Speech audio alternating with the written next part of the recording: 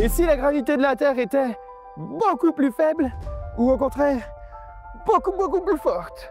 Photon, on l'aide! L'échelle est tombée! Photon! Des corps humains complètement différents, adaptés à leur environnement. Une densité atmosphérique changeante, peut-être même mortelle, ainsi qu'un changement incroyable du rythme temporel de la planète.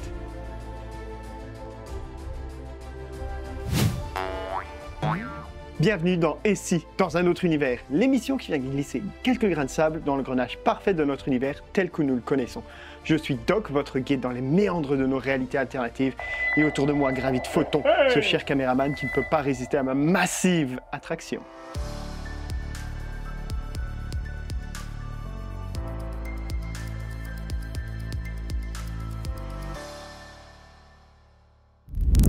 Dans l'épisode d'aujourd'hui, nous allons faire léviter Isaac Newton dans sa tombe. Et oui, nous avons tous déjà vu les images surréelles des astronautes qui ont foulé la surface de la Lune. La gravité y est nettement moindre, leur permettant quelques acrobaties. Aujourd'hui, nous allons donc découvrir à quoi ressemblerait notre Terre si la gravité y était faible ou si elle y était beaucoup plus forte. Mais d'abord, la gravité, c'est quoi exactement?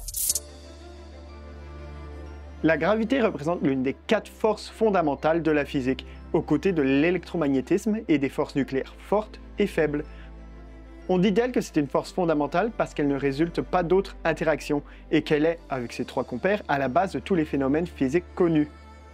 En résumé, cette force universelle attire 2 objets possédant une masse l'un vers l'autre. Et elle s'applique autant à l'échelle des planètes pour les maintenir en orbite qu'à l'échelle d'un grain de sable qu'on laisserait tomber de sa main vers le sol.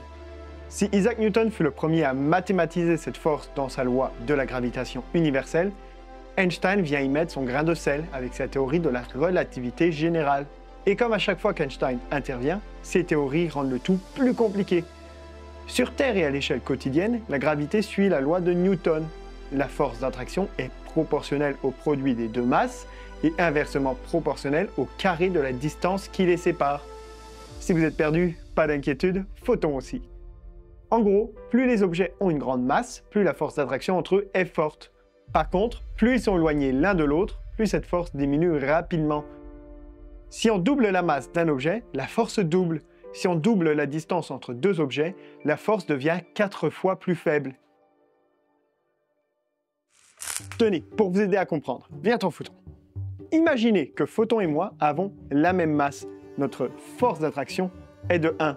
Si Photon mange trop de poutine et double sa masse, cette force doublera aussi et sera de 2. S'il reste un jeune homme svelte avec un six-pack, mais qu'on double la distance entre nous, la force passera de 1 à 0,25. Mais comme je le disais, Einstein est venu chambouler ça, car la loi de Newton est une approximation qui ne fonctionne qu'à petite échelle. La relativité générale d'Einstein montre que la masse et l'énergie déforment l'espace-temps. On peut imaginer les planètes et les étoiles comme des personnes se tenant sur un trampoline qui représente le tissu de l'espace-temps. Leur masse déforme le tissu et cette déformation guide le mouvement des autres corps célestes qui sont attirés vers les plus grosses masses.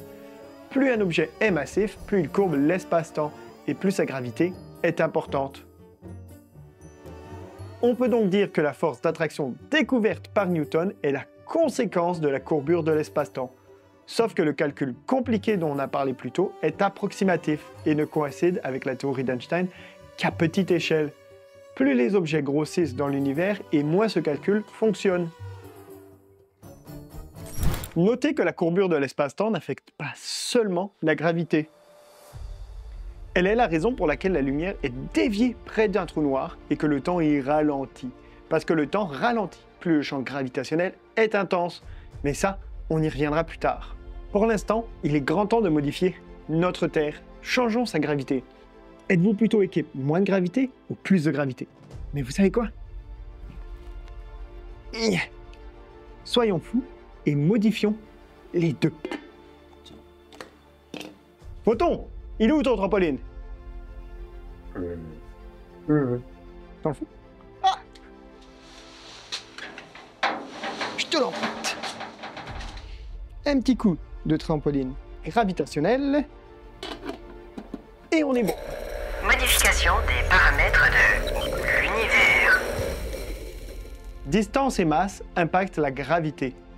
Changer la masse de la Terre, cela impliquerait de modifier sa composition, avec plus de métaux lourds par exemple. Quant à la distance, on parle de la distance entre le centre gravitationnel et les corps soumis à la gravité, c'est-à-dire nous, les humains, et le reste des choses vivantes et non vivantes qui parcourent le globe. Pour changer cette distance, rien de plus simple que de modifier la taille de la Terre. Pour diviser la gravité par 2, il faudra augmenter son rayon d'environ 41%, alors que pour la doubler, il faudrait réduire son rayon à 71% de sa taille actuelle. Votre nouvelle Terre est prête. Allons-y pour un petit et un grand rayon. Petite planète, grande gravité. Grande planète, petite gravité. Et admettons que la composition de ces planètes s'adapte pour garder la même masse. Hélas, même en réduisant de moitié la gravité terrestre, on ne se rapproche pas de la faible gravité lunaire qui est de 1,6 mètres par seconde au carré, puisque notre gravité est actuellement de 9,8 mètres par seconde au carré. Nous en serions à 4,9. Pas de pesanteur aussi amusante, malheureusement. Mais les impacts d'un tel changement seraient tout de même considérables. La première concernée serait la Lune. Avec une taille plus grande, on peut déjà imaginer que la collision avec Theia, cette protoplanète à l'origine de la naissance de la Lune, aurait pu être bien plus violente. Mais partons du principe que la Lune ait tout de même survécu au choc. Après sa formation, la Lune se retrouve en orbite autour de la Terre. Par contre, la force gravitationnelle qu'elle subit est bien plus faible. Actuellement, la Lune s'éloigne tranquillement de la Terre année après année, à cause des forces des marées dont nous avons parlé dans un précédent épisode. Avec un tel changement gravitationnel, l'effet des marées serait moindre et donc la Lune ne s'éloignerait probablement pas de la Terre aussi rapidement. Couplé au fait que le rayon de la Terre a doublé, on peut donc supposer qu'elle serait bien plus proche de la Terre. Si l'on avance dans le temps jusqu'au présent, pour retrouver notre cobaye habituelle, Sarah, on peut remarquer que la Lune est bien plus grande dans le ciel. Mais malgré cette taille, l'impact principal qu'elle a sur Terre, soit les marées, est énormément réduit. Oui, c'est contre-intuitif, mais la force des marées ne dépend pas seulement de la force gravitationnelle de la Lune, elle dépend surtout de la différence d'attraction gravitationnelle entre la Lune et la face de la Terre la plus proche et sa face la plus éloignée. C'est cette différence qui crée le gonflement des océans, qui est à l'origine des marées. Ainsi, si la gravité de la Terre laissait à désirer, les marées seraient beaucoup plus faibles et les impacts de ce changement auraient façonné la face de la Terre. Moins de marées, c'est moins d'érosion côtière, moins de renouvellement des eaux et moins d'influence sur la vie marine. Bref, chez Sarah, ce ne sont pas uniquement les côtes qui sont méconnaissables. Son village, lui, a un aspect plus élancé. C'est que sur cette terre, les humains peuvent se permettre de construire des bâtiments et des infrastructures plus hauts et plus légers, car ceux-ci ont moins de poids à supporter. Poids, masse, la différence, c'est que la masse mesure la quantité de matière d'un objet, alors que le poids, c'est la force avec laquelle cet objet est attiré par la gravité d'un astre. La Terre, par exemple. Le poids dépend donc à la fois de la masse de l'objet et de la gravité actuelle. Avec une réduction du poids sur toute la Terre, les humains auraient des capacités super-héroïques, n'est-ce pas? Eh bien, malheureusement non. Nos corps, comme ceux des animaux et des plantes, auraient plutôt évolué différemment. Les humains, à l'instar de leur construction, sont devenus plus élancés, car la gravité plus faible a facilité le développement de structures corporelles plus volumineuses, mais également plus fragiles. Leurs muscles et leurs os sont moins robustes, car moins sollicités.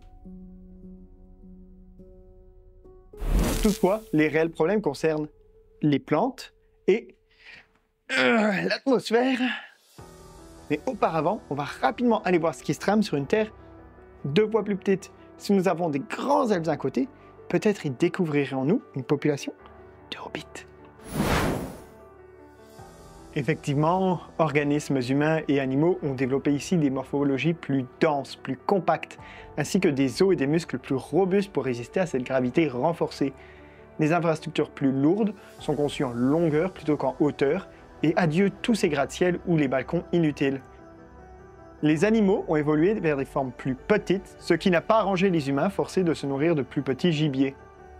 La différence entre les deux réalités est flagrante. La chasse a permis aux elfes d'évoluer plus rapidement, tandis que les hobbits ont vu leur progrès ralentir. Une fois atteinte l'étape de l'agriculture, cependant, on voit la tendance s'inverser. C'est que dans un monde avec une gravité plus faible, les plantes peuvent pousser bien plus haut, mais sont plus fragiles. Pourquoi? Eh bien parce que leur structure interne et leurs tissus suivent la même logique que les muscles humains.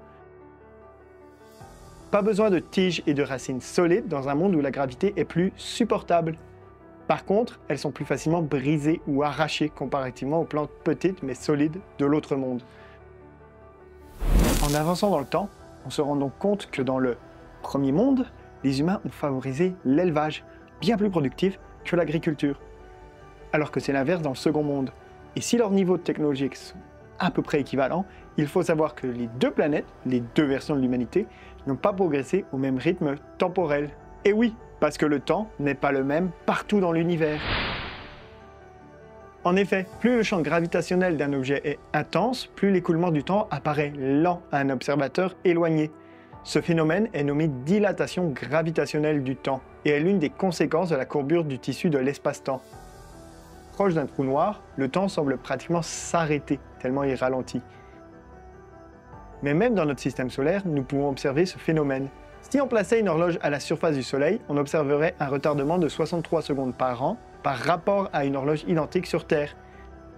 Et même sur Terre, le temps ne passe pas à la même vitesse, selon l'altitude, c'est-à-dire selon la distance avec le noyau. Entre le niveau de la mer et le sommet des montagnes, les horloges enregistrent des différences pouvant atteindre quelques millisecondes. C'est un phénomène qui dicte même le fonctionnement de nos technologies, puisque les systèmes GPS, par exemple, le prennent en compte pour assurer leur précision. Alors, entre ces deux planètes, quel retard temporel s'est accumulé en 4,57 milliards d'années d'existence? As-tu une idée, Photon? Eh bien, elle est de l'ordre de quelques secondes. Gros maximum, quelques dizaines, voire quelques centaines de secondes. Oui, comme quoi la gravité terrestre reste vraiment ridiculement basse comparée à celle d'un trou noir. Bon, d'accord, le temps n'est pas un problème. Mais savez-vous ce qui va l'être pour l'une de ces deux réalités? La rétention de l'atmosphère. Et oui, car si une Terre avec une gravité doublée retient son atmosphère avec une efficacité remarquable, ce n'est pas le cas de sa sœur. Les molécules légères, comme l'hydrogène et l'hélium, s'évaporent rapidement dans l'espace. Et même les gaz plus lourds, comme l'azote et l'oxygène, s'échappent progressivement sous l'impact du vent solaire et les variations thermiques, malgré la protection partielle du champ magnétique terrestre. Après des milliards d'années, la planète des elfes n'est plus habitée que par des êtres grands et millénaires, mais est devenue un désert presque abandonné de toute vie. Si elle n'a pas atteint la désertification de Mars, cette Terre alternative a néanmoins une atmosphère difficilement respirable. Cette planète-ci est donc plus ou moins viable. Mais l'autre, est-elle vraiment mieux? La densité accrue de l'atmosphère sauvegarde notre oxygène, mais elle piège également plus de chaleur via une concentration renforcée de gaz à effet de serre. Le résultat, une température de surface augmentant potentiellement de dizaines de degrés, risquant de déclencher un effet de serre survolté. Et ça, c'est sans parler de l'émergence de tempêtes surpuissantes et d'insectes géants parce qu'on n'a plus le temps. Bref, je vous laisse imaginer. Moi qui pensais avoir le plaisir de sauter de 10 mètres dans les airs ou de subir une transformation physique digne d'un manga, décidément, changer ne serait-ce qu'un petit paramètre tel que la gravité a des conséquences innombrables. À long terme, cette Terre-ci est sans doute aussi condamnée que sa grande sœur.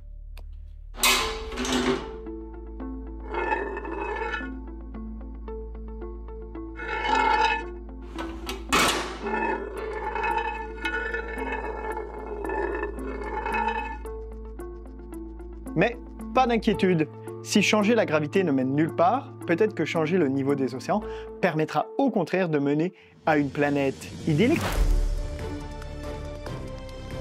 À bientôt pour le prochain épisode de Et si dans un autre univers.